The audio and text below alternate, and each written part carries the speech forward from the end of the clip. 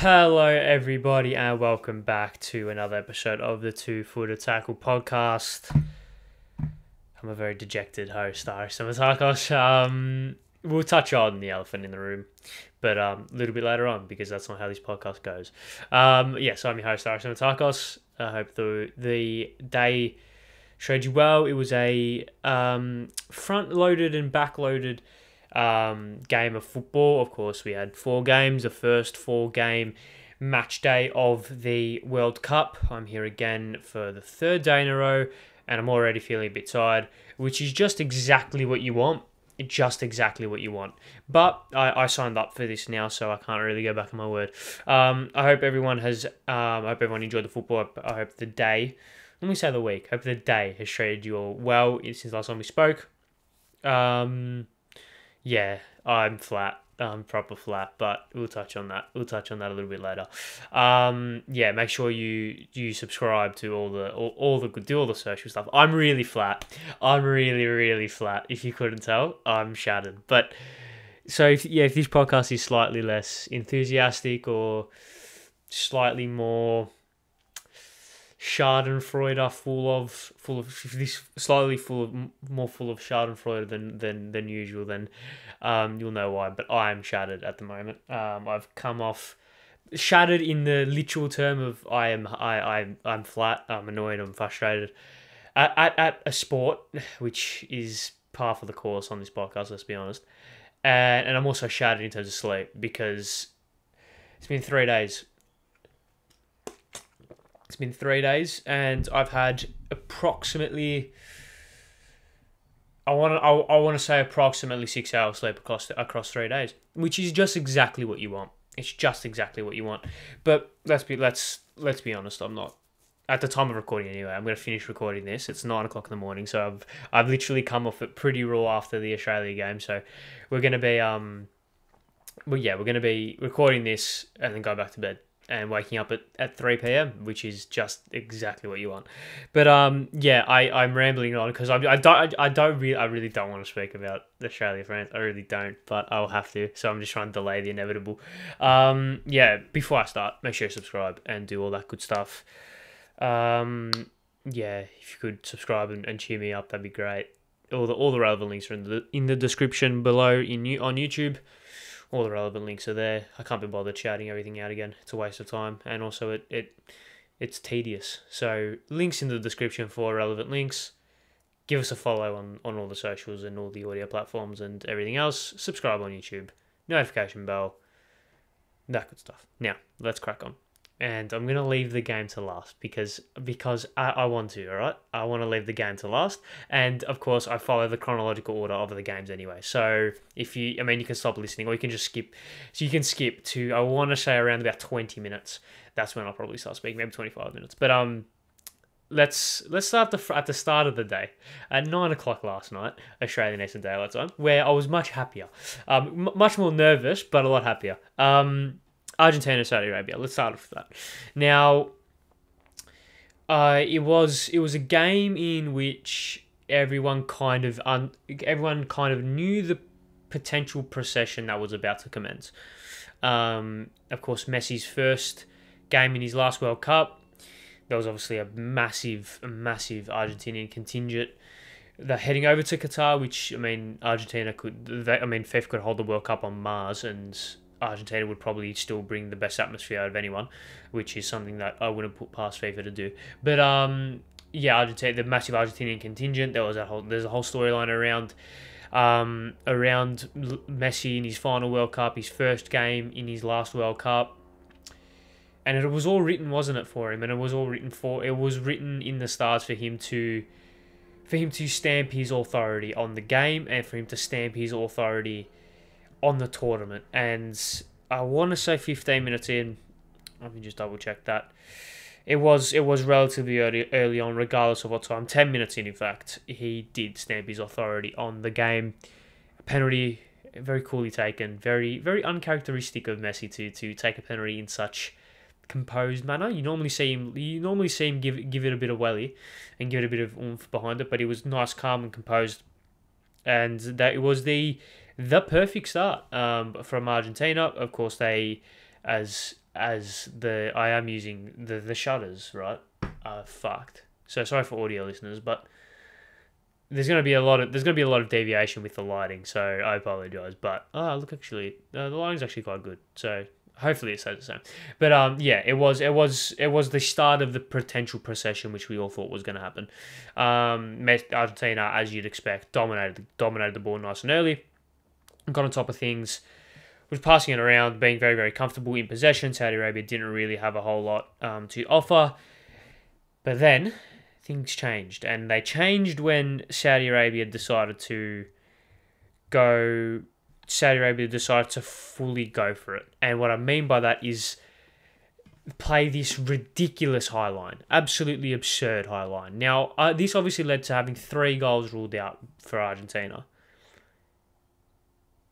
It was the most ridiculous thing I've ever seen, but it worked.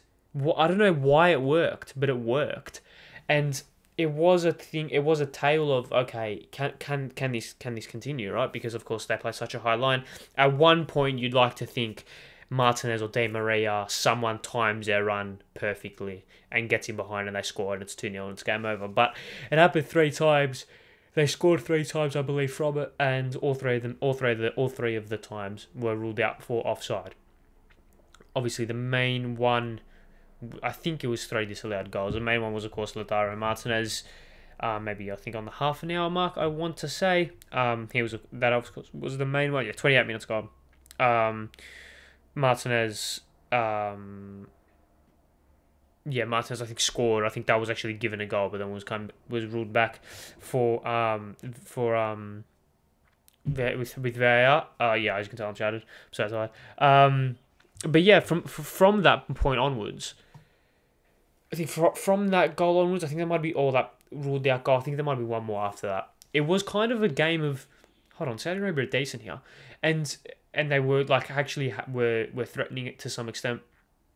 I obviously did a passionate speech, extremely passionate, about the Asian Confederation last episode, and my thoughts were so vilified when Saudi Arabia eventually took the lead. But throughout this game, I thought, yeah, Saudi Arabia are actually decent. They're not going to get swept away here. And I did predict them finishing 3rd in the group, but I did say I wouldn't be surprised if they can actually do something in this group and they can get through, because their coach is a very, very talented, tournament coach. His name is absolutely escaping me, but I think I'm not mistaken in saying he's won 2 African Cup of Nations.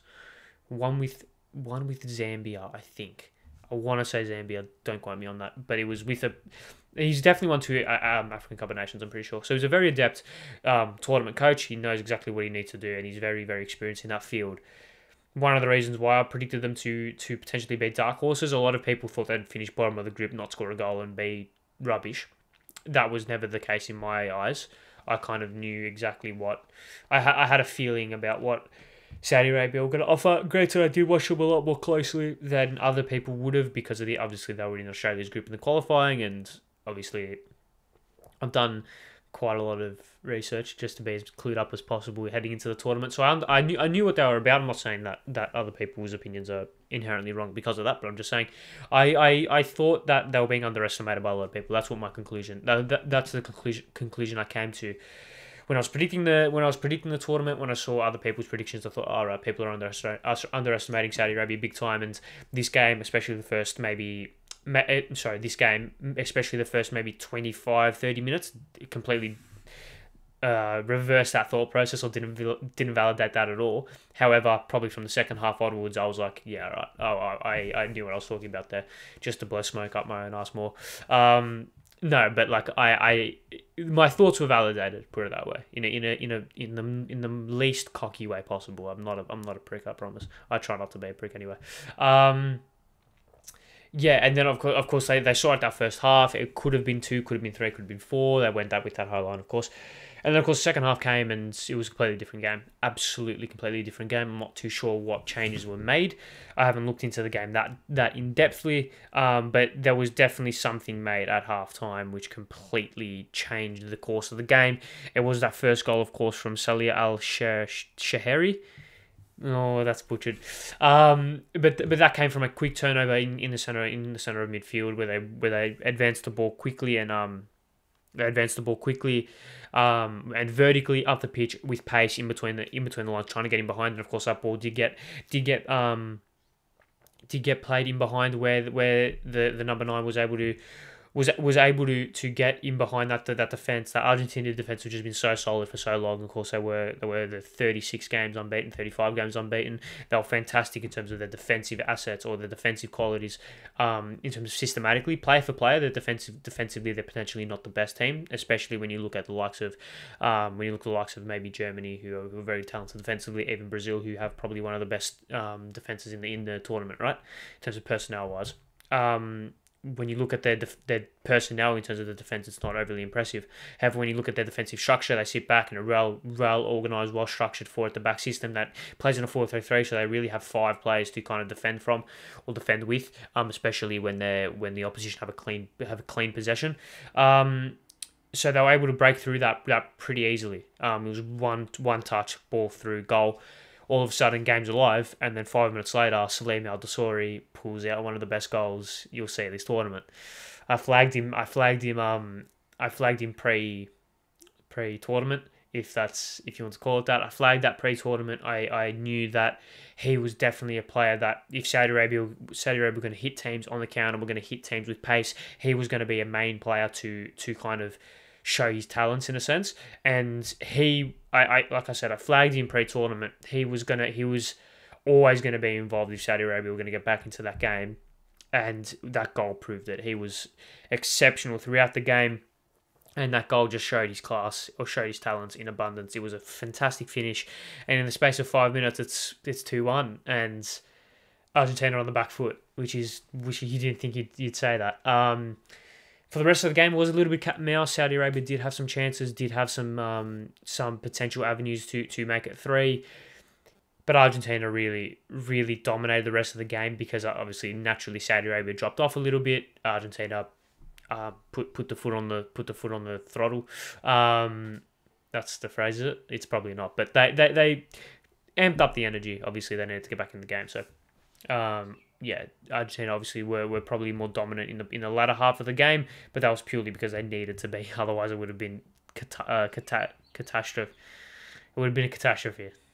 I'm fucking tired. Leave me alone. Not many people would have picked up on that blunder, but I did, or that misspeak, but I did. And then it goes into the final stages of the game where Argentina are playing such football. Like, it was just everything probably. Everything maybe 10 yards out. No, probably anything 13 yards out from the goal. Perfect. Build-up play was good. Getting into good areas, getting in behind, getting the ball out wide, getting the ball to their key players. Fantastic. Everything from 13 yards to the goal was shocking. Absolutely dreadful. Their final pass was one of the worst attempts at final passes I've ever seen. They could not find that final pass. It was shocking. It obviously crushed me because, once again, gamble responsibly, everyone. But I was on. I was absolutely on. If Lautaro Martinez... Firstly, if Lautaro Martinez's goal had stood, I would have been on for young and old. But I was on to win about $300, which... with $300 from a $3 stake. So I just needed Lautaro Martinez to score an assist and Tagliafico to commit a foul. Tagliafico to commit just a foul. Not even get booked, just a foul.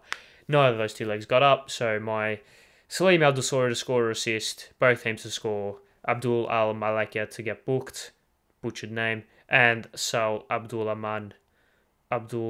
Hamid to commit a foul. All 4 of those legs came up. But because Lautaro Martinez can't score or can't hold his run for 2 seconds, and because Tagliafico is way too nice, that unfortunately didn't get up. But that's just a side note, of course. It's all in good fun. Gamble responsibly once again. I think I hesitate to call it a maybe game because a lot of things happened, and Argentina did break, especially in the first half. They broke Saudi Arabia down, but if you look at it exclusively from the second half, Yes, Argentina had a lot more possession. Yes, Argentina had the lion's share of chances, but they were completely outplayed by Saudi Arabia. They were tactically outclassed by Saudi Arabia, especially in the second half. Even in the first half, to a certain extent, Saudi Arabia did everything perfectly in order to mitigate as much damage as possible. Their goal came from a really dodgy penalty in the first half, and offensively in the second half, they executed their game plan to perfection. You could arguably say across the whole game, Argentina were by far the second best team across 90 minutes. Despite their possession, despite their chances and their shots, tactically, it went perfectly for Saudi Arabia and horrendously for Argentina, which means surely Saudi Arabia are the better team, or were the better team at least. It's something to think about at least.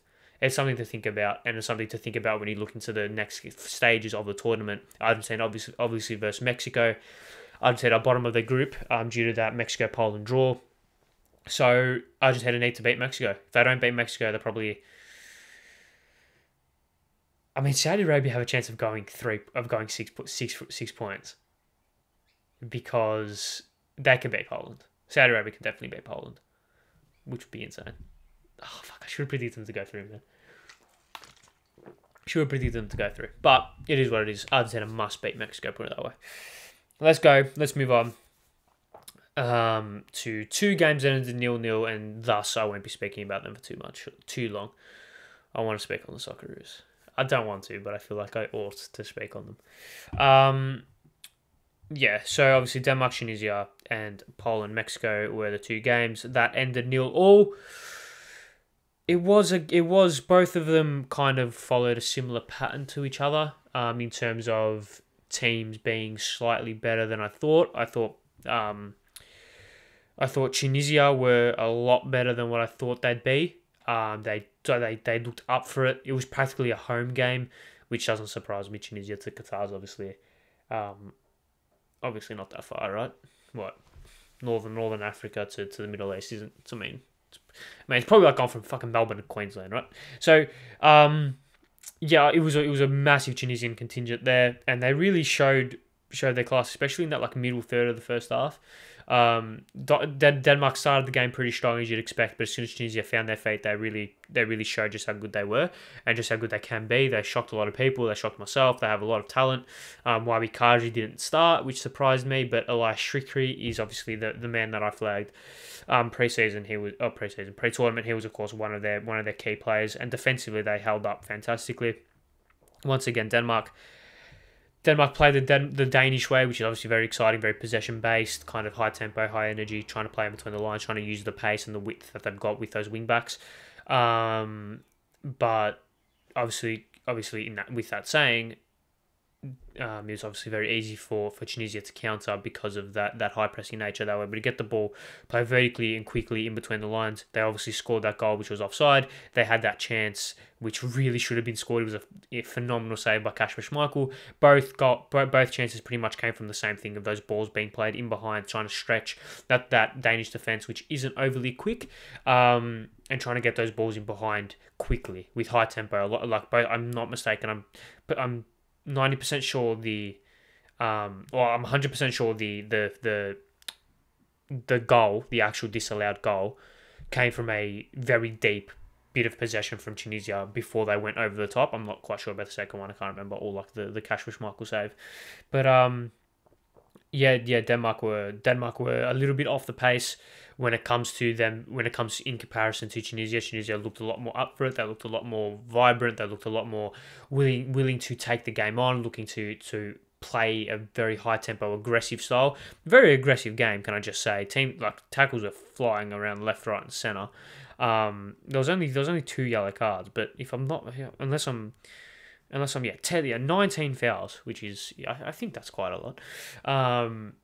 There was tackles flying left, right, and center. Very physical game, and this obviously goes to something which the Socceroos should take note of. They were able to get on top of that double pivot. Tunisia were able to get on top of that double pivot of Delaney and Højbjerg, really unsettle them, and they were able to get a foothold into the game. That is something that the Socceroos need to do, something that I flagged in my scouting report of Denmark. If you can get on top of that double pivot, you can have a big chance of beating Denmark because of how reliant they are for them to control everything. Because you have Højbjerg and Delaney. Obviously, I think Delaney went off injured, if I'm not mistaken. Yeah, he did. Right? So, and then they moved Eriksen into midfield and moved Damsgaard up. But that Højbjerg-Delaney midfield double pivot sits very deep, out of possession. So, obviously, they add that extra layer of security. But they're very vibrant, very assertive, expressive in possession, so they can really break in between the lines, or they can sit deeper and dictate tempo. Both of them are still both physically very capable and technically very capable. So if you're able to get on top of them, you can get on top of anyone. And that was what Tunisia did very well, and that's why they were able to actually get something out of this game. When we look at Mexico-Poland, pretty game, to be honest. Nothing really happened. Mexico dominated for the most part. Obviously the biggest chance came from Lewandowski, who didn't do a goal. He did a miss. Ochoa did a save. What shock horror. Ochoa did a save, a penalty save nonetheless, which is so typical of Ochoa in these tournaments. But yeah, no, it was just I don't rate Poland or Mexico at all. I think I rate Mexico slightly higher. I don't rate Poland at all. Yeah, I don't rate Poland at all. I think they're not that good. I don't think they're that good. And when you look at the game, it kind of validated those thoughts, but Mexico weren't that good either. Mexico obviously have a problem up front. Can't score goals, which is a bit of an issue. Because I'm not sure if you noticed, the team who scores more goals wins the game. So you probably need to score more goals than the other team. Just a groundbreaking revelation there made by yours truly there. Yeah, very uninspiring. Both teams very uninspiring. Argentina, Saudi Arabia are probably going to get through the group. Let's be honest. Even though Argentina are bottom at the moment, I can see Saudi Arabia beating Poland quite comfortably. Not in terms of not the game being comfortably, but I can comfortably seeing them. I can say with pretty good knowledge that Saudi Arabia could beat Poland, because I bet Argentina, so really they can beat anyone. Yeah, they're just two games which didn't really, just kind of like, fuck man, like I knew I was going to come to a point where I would just say, I'm not speaking about this game. I can't be bothered. I don't want to. And I've hit it within 3 days, and they came back to back. I just come to 2 games, which I was like, I can't be fucking bothered. Anything else to speak? Oh yeah, that Cornelius chance for the Denmark-Tunisia game. Mate, you cannot miss that. Like, Cornelius is a very good player, especially in this Danish team. He's very integral to the system, especially if they want to be a little bit more physical up front.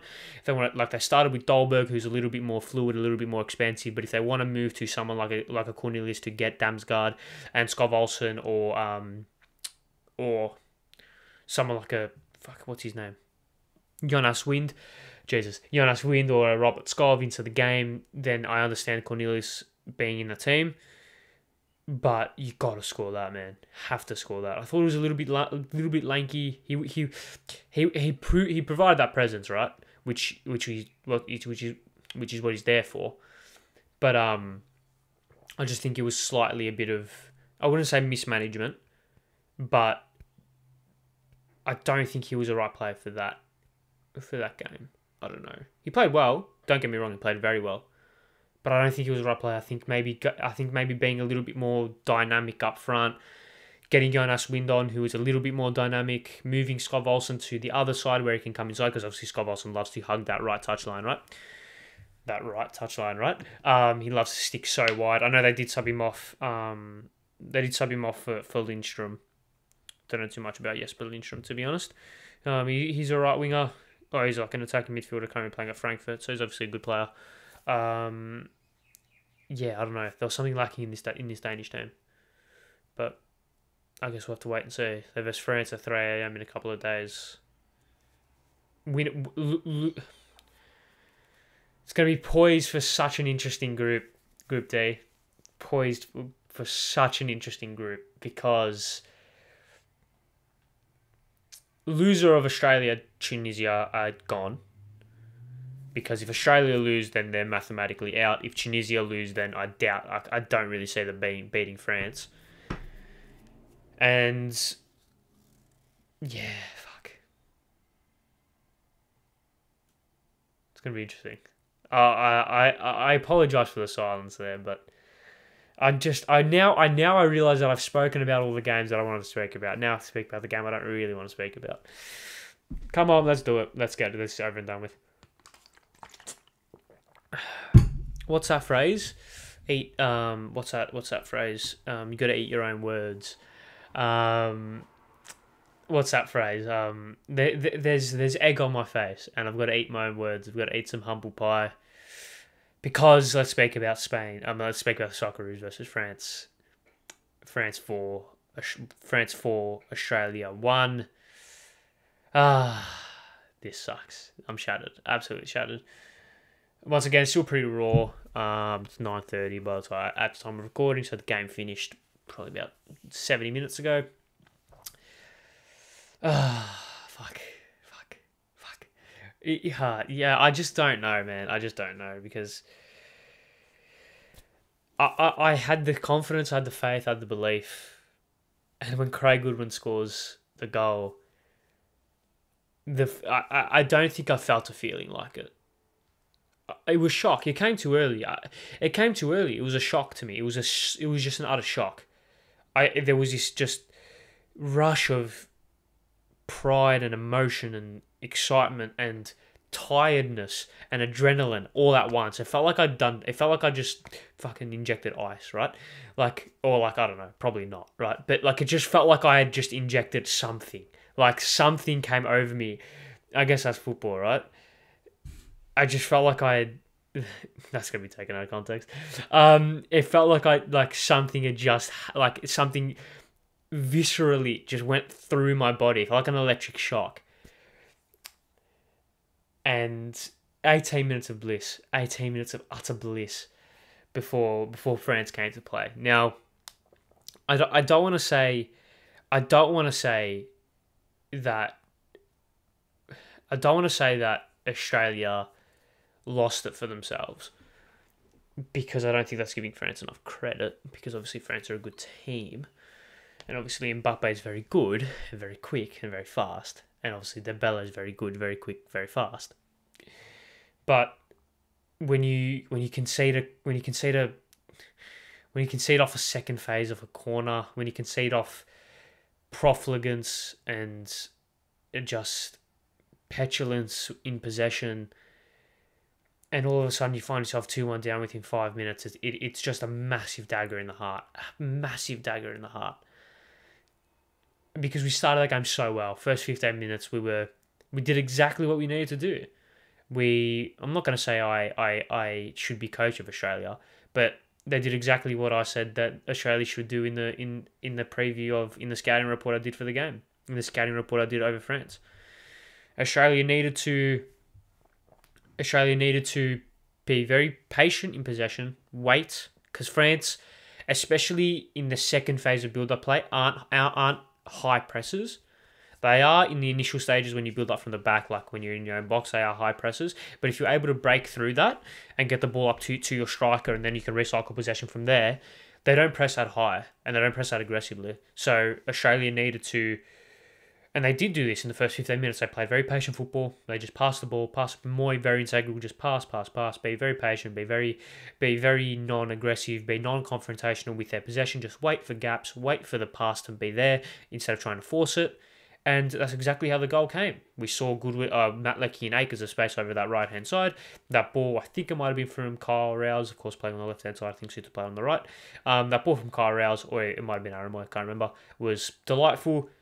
Leckie, fantastic close control, takes it in his stride, gets the ball to the back post where Goodwin's there. Obviously, that switching of play is going to be there because of France's narrow fullbacks,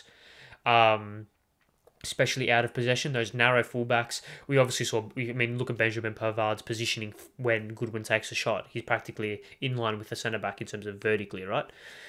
So those switches of play where you get the ball on the left, switch it out to the right, and then switch it back over to the left, stretch that defence and create gaps. That's, of course, how the goal came. Slightly fortunate. I think Lecky had gotten past Lucas Hernandez by the time he went down, and there was a slight deflection on the cross, but it's football, right? It happens. And great start, Australia. Good finish as well. The ball's bobbling, not a easy strike at all. And then the wheels came off. It's just disappointing when you concede from just petulance. Second phase of a corner, you're not picking up Andre Rabiot in the box. Getting caught in possession in your defensive third against France, you don't really want to do that, because that's exactly what. Once again, I'm blowing smoke up my own ass, but that's exactly what I flagged before this game. Was if you turn the ball over cheaply in your defensive third, France are potentially one of the best football sides in the world at counter pressing, getting the ball and then going, and then capitalizing on mistakes, because they've got so much pace, they've got so much flair. They can do. I mean, when you look at the goal, there's this little flick from Mbappe to get the ball to Rabiot. That's just this instinctive flair that not a lot of other teams have, and they've been given the freedom to do that by Deschamps. So credit to them for that.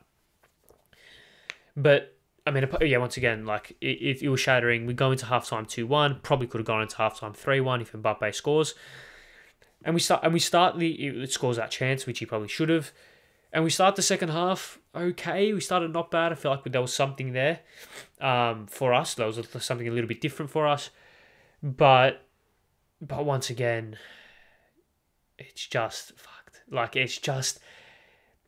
I can't remember how the second goal came. Or how the third goal came, to be honest. It was Mbappe.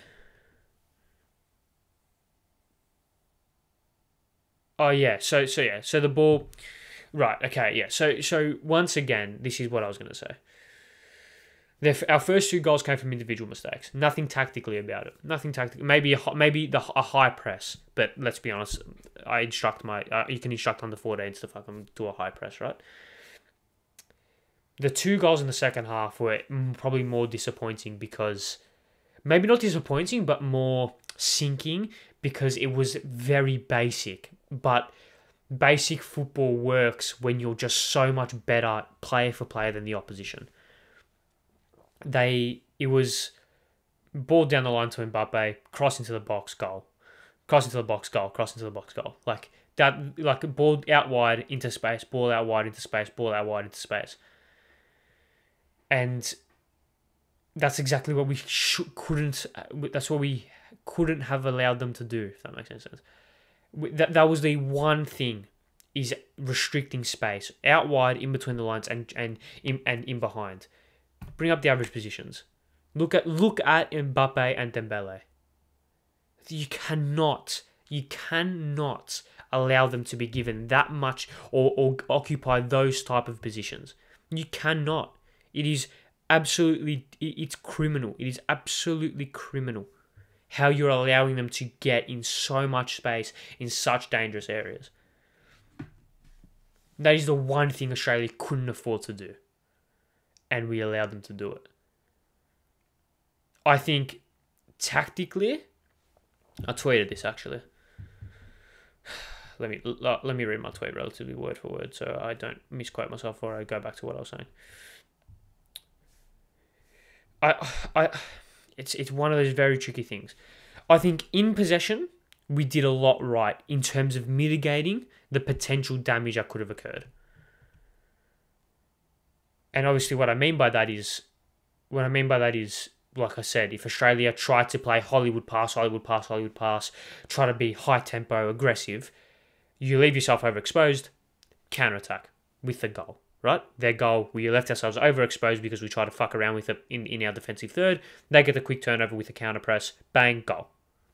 So I think for the most part, in possession, this timidness and this patient approach was the correct approach.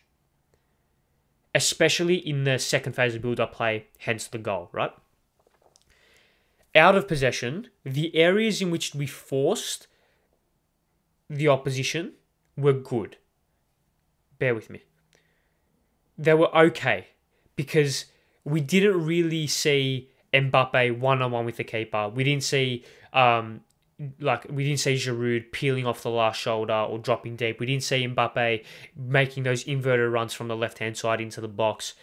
And we didn't see Griezmann really into the game at all. We saw him picking up the ball relatively deep, relatively wide, which is the areas you want, right? And the areas in which Mbappe picked up the ball the most were good in terms of the areas. What we did once we forced them to those areas, completely wrong.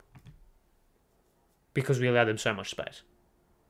We should have been a lot more tighter defensively. A lot tighter. When we didn't have the ball. When we didn't have the ball, it was a mid-block, which I understand. Would have liked to say a low block, but it is what it is. 4-1-4-1/5-4-1 depends on how aggressive Aaron Moy was. Irvine shuttling across with McGree, fullbacks or wingers dropping deep alongside that double pivot. Duke and Cummings up front, who did a collective press of about 3 meters. We had a pretty good pressing trap. I think we had a pretty good pressing trap when the ball got recycled out wide and back to one of the French centre backs. Jackson Irvine would attack it very aggressively, which I think was pretty good. In terms of that pressing trap out of possession was good, and it worked a couple of times. But when you look at it, when you look at it in stages, in possession, offensively, like, this is going to sound weird, but bear with me for a second. Offensively, in possession, below par. Very, very, very bland, basic, flaccid, just boring, really boring. Offensively, out of possession, like offensively, but thinking defensively, good, fine, really good, in fact. Like it. Like what we did in terms of we played this patient way of playing football because we knew, and it's blatantly obvious if you watch France, they want teams to play high-tempo football because they can get that quick turnover, and because Dembele, Giroud, and Mbappe aren't restricted in terms of their defensive responsibilities, they get that quick turnover and then they go because the other teams overexpose themselves trying to play high-tempo aggressive football. They get that turnover and they go quickly vertically to those players who can tear defenses to shreds. So when you take a look at that in terms of our possession, I thought it was pretty good because we were patient, we were calm, we were composed. We have those players who can play the ball around. Suda and Rouse are pretty good in possession. Moyes okay in possession. I think Age is getting to Aaron Moy a little bit, which was pretty clear to see in this game, which was frustrating. But I mean, it is what it is. So you have that, right? Out of possession, I think we didn't set ourselves up to counter at all because we were sitting very flat. We were sitting very square on. We weren't like interchanging lines. It's out of possession. We weren't trying to force teams to kind of pass down one area of the pitch where we can expose them on the counter attack quickly. When we got the ball back from our counter press, we kind of recycled possession, which didn't really allow us to exploit any potential weaknesses from the French team, which was a little bit frustrating. Our positional sense, I thought was okay. Our positional sense I thought was pretty. Actually, wait, no, not our positional sense.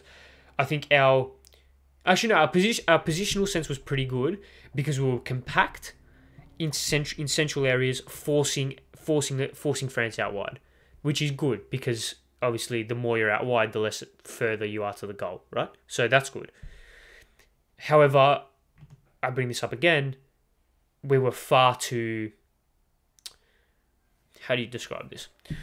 We were far too complacent. I don't want to say it's complacency because it can't be complacency, right?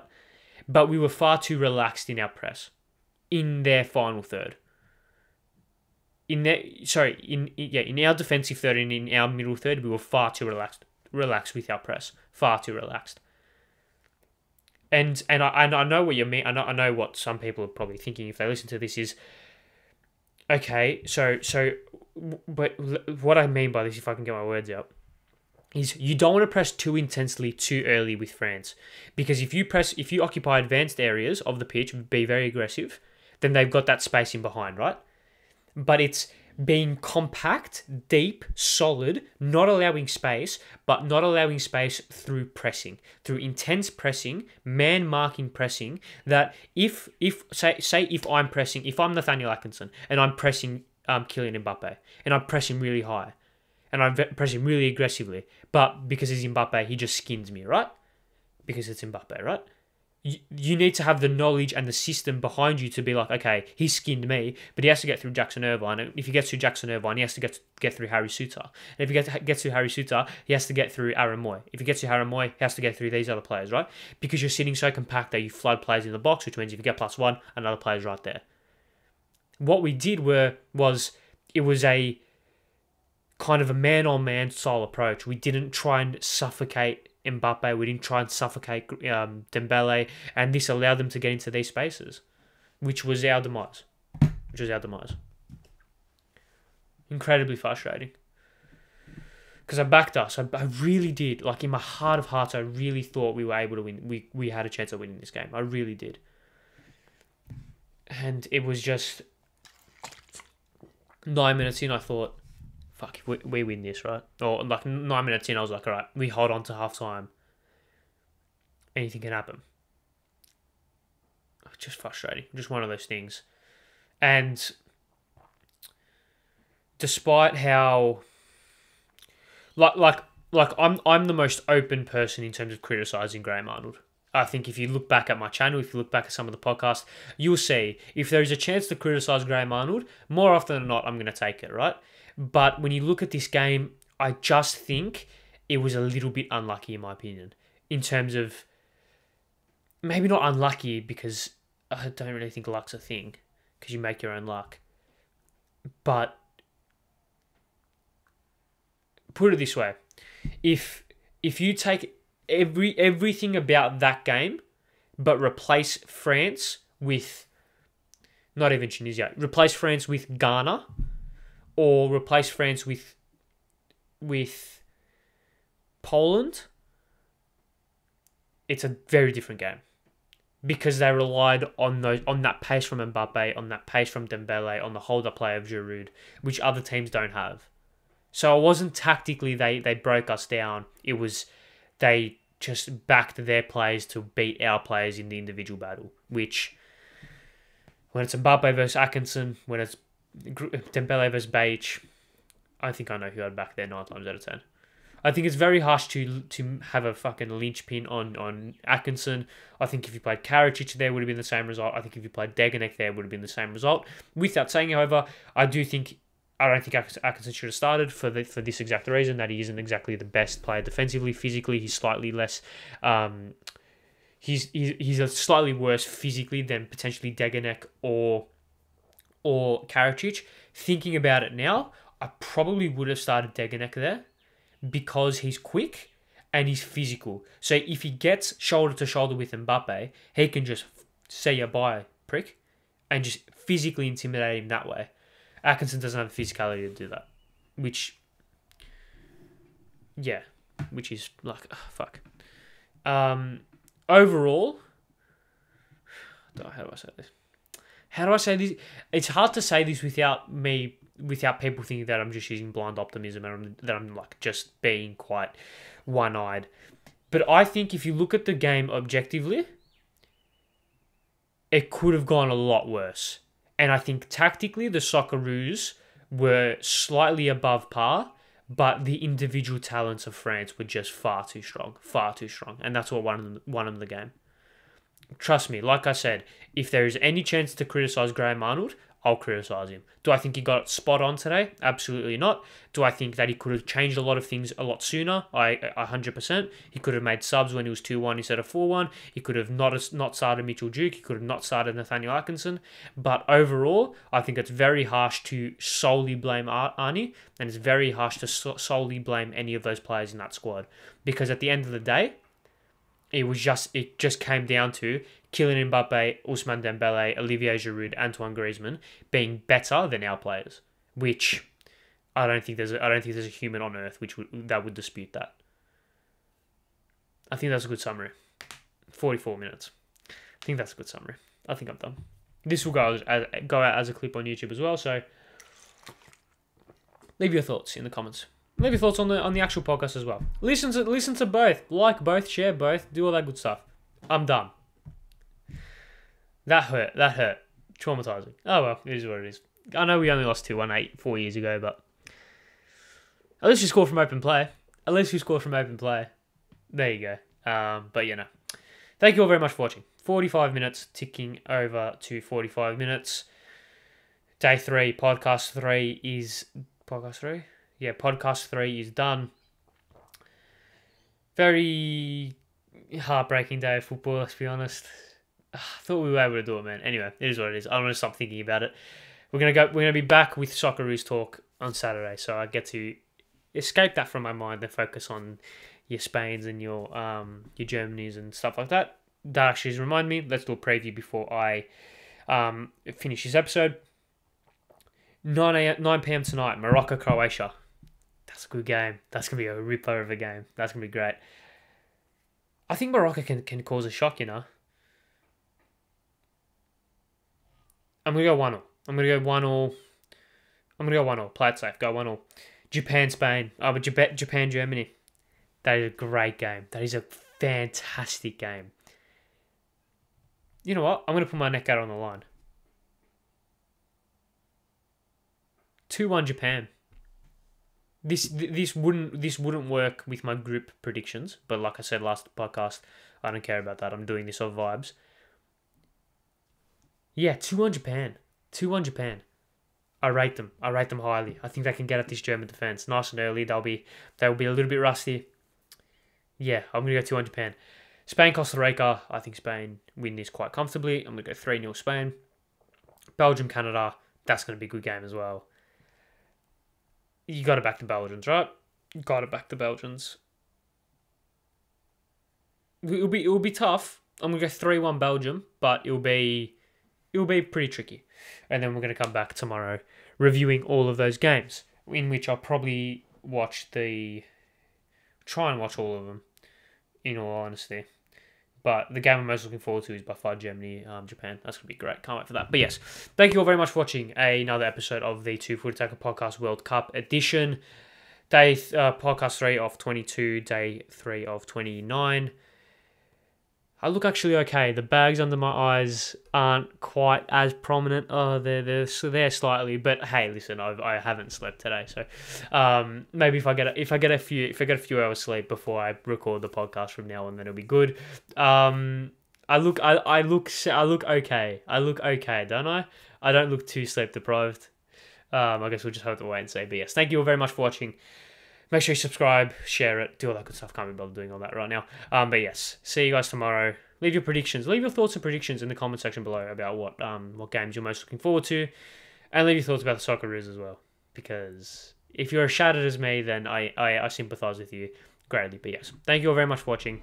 See you guys tomorrow. Goodbye.